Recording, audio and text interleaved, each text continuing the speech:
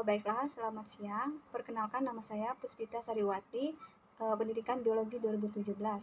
Jadi, di sini saya akan menyampaikan materi mengenai pertumbuhan dan perkembangan pada tumbuhan.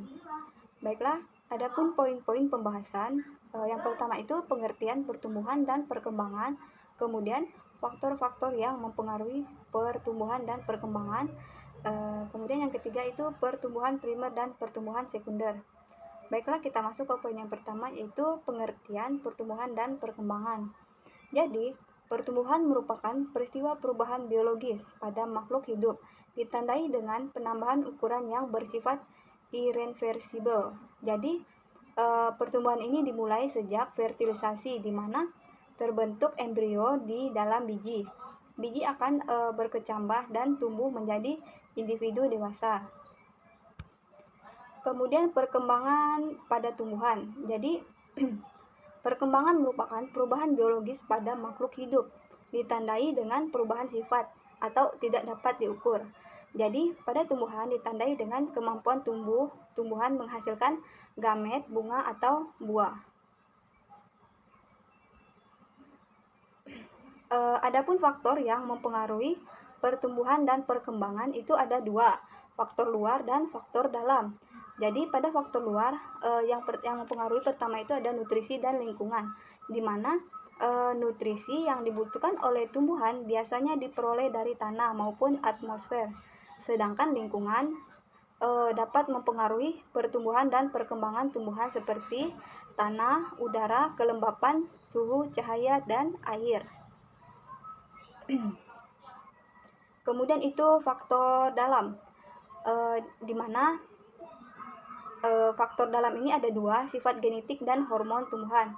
Nah, pada sifat genetik, gen adalah faktor pembawa sifat menurun yang terdapat dalam sel makhluk hidup. Gen bekerja untuk mengkodekan aktivitas, sifat, dan sifat yang khusus dalam pertumbuhan dan perkembangan.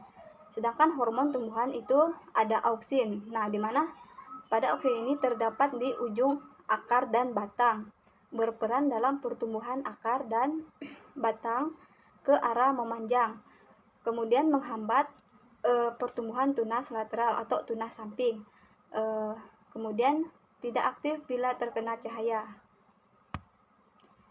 Kemudian itu ada giberellin.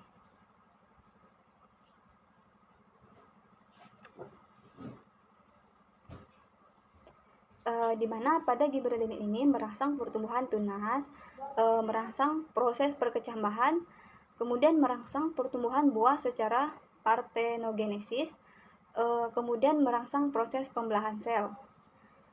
Kemudian itu ada sitokinin, di mana pada sitokinin ini merangsang proses pembelahan sel atau sitokinesis, kemudian merangsang pembentukan tunas, kemudian menghambat efek dominasi apikal oleh auksin, kemudian mempercepat pertumbuhan memanjang. Kemudian itu ada gas etilen dan asam abisitat, di mana pada gas etilen ini dihasilkan oleh buah yang matang, kemudian berperan dalam proses pematangan buah pada saat diperam.